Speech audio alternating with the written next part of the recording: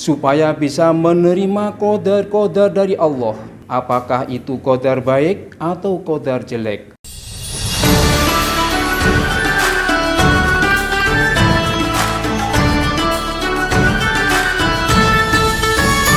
Assalamualaikum warahmatullahi wabarakatuh. Alhamdulillahi rabbil alamin, wal aqibatu lil muttaqin, wala udwana illa 'alal zalimin. Asyhadu an la ilaha illallah wa asyhadu anna Muhammadar Rasulullah sallallahu alaihi wasallam wa ala alihi wa ashabihi, amma ba'du.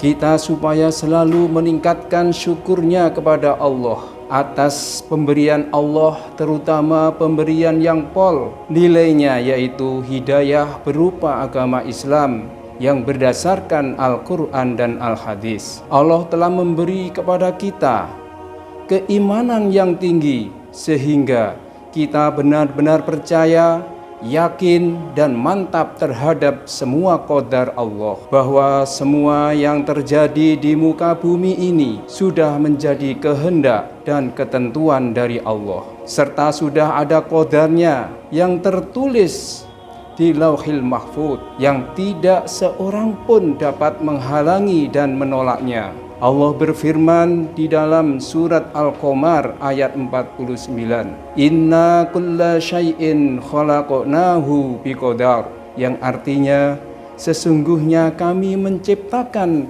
segala sesuatu dengan qadar.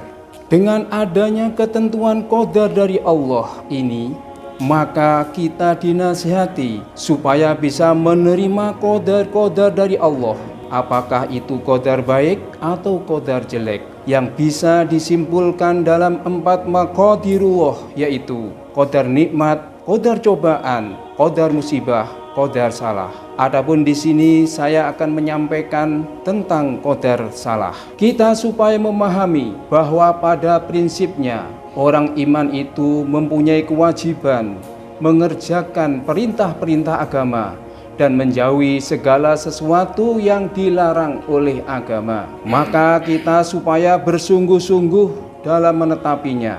Kalau kita sudah bersungguh-sungguh menertibkan kewajiban-kewajibannya dan menjauhi larangan-larangannya tersebut, ternyata masih terkena cobaan melanggar, berbuat salah, terkena qadar salah, supaya segera ditobati dengan taubatan nasuha, lahir batin karena Allah, dan mencari pulihan sebanyak-banyaknya. Sebab kalau kita bisa bertobat dengan taubatan nasuha, lahir batin karena Allah, Allah akan mengampuni dosa-dosanya. Berdasarkan dalil-dalil di bawah ini, ya ayyuhalladzina amanu tubu ilallahi taubatan nasuha asa rabbukum ayyukaffiru ankum sayiatikum wa yudkhilakum jannatin tajri min tahtihal anhar. Al-ayat surat At-Tahrim ayat 8, yang artinya, wahai orang-orang yang beriman, bertobatlah kalian kepada Allah dengan taubatan nasuha. Tuhan kalian pasti akan menghapus kejelekan-kejelekan kalian dan memasukkan kalian ke dalam surga yang di bawahnya mengalir beberapa sungai. Rasulullah SAW bersabda, at-taibu minadz-dzambi kaman la dzambalah, rawahu Ibnu Majah, yang artinya orang yang bertobat dari dosa sebagaimana orang yang tidak berdosa. Kita yang mendapat qadar salah atau qadar melanggar, lalu sudah bisa bertobat dengan taubatan nasuha, lahir batin karena Allah, dengan memenuhi syarat tobat nasuha, supaya bersyukur berarti untung dunia dan untung di akhirat. Dan selanjutnya supaya mencari pulihan sebanyak-banyaknya, seperti mengerjakan sholat tasbih, mengerjakan sholat tobat, mengerjakan puasa Senin Kamis, puasa Nabi Daud, membaca Al-Quran, memperbanyak sedekah, dan memperbanyak zikir kepada Allah dan termasuk kebaikan-kebaikan yang lain.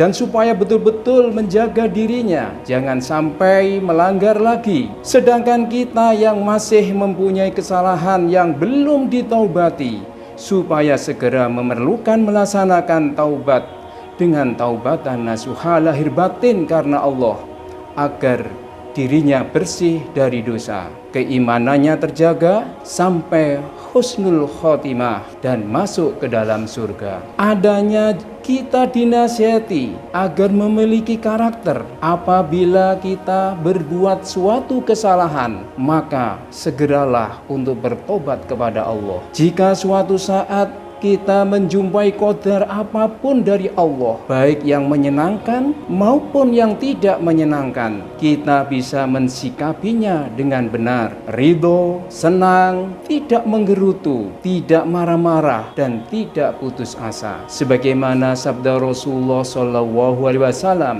ajaban li amril mu'min, inna amrohu kullahu khair, wa laysa dzaka li ahadin illa lil mu'min, in asobathu sarra'u syakara fakana khairalah, wa in asobathu dharra'u sabara fakana khairalah. Rawahul Muslim, yang artinya perkaranya orang iman itu mengagumkan. Sesungguhnya semua perkara orang iman itu baik, dan demikian itu hanya ada pada orang iman. Jika kemudahan menimpa pada orang iman, maka dia bisa bersyukur dan itu baik baginya. Dan jika bahaya atau kejelekan menimpa pada orang iman, maka dia bisa sabar dan itu baik baginya. Sehingga dengan demikian kita dalam beribadah kepada Allah, menetapi kewajiban-kewajiban, dalam menetapi keimanan, bisa mencapai husnul khotimah, berhasil masuk surga, selamat dari neraka. Para pemirsa LDI TV Banten yang berbahagia, selamat menunaikan ibadah puasa Ramadan 1447 Hijriah. Dan bagi yang menjalankan puasa, selamat berbuka puasa. Semoga amal ibadah kita diterima oleh Allah. Terima kasih. Alhamdulillahi jazakumullahu khairan. Wassalamualaikum warahmatullahi wabarakatuh.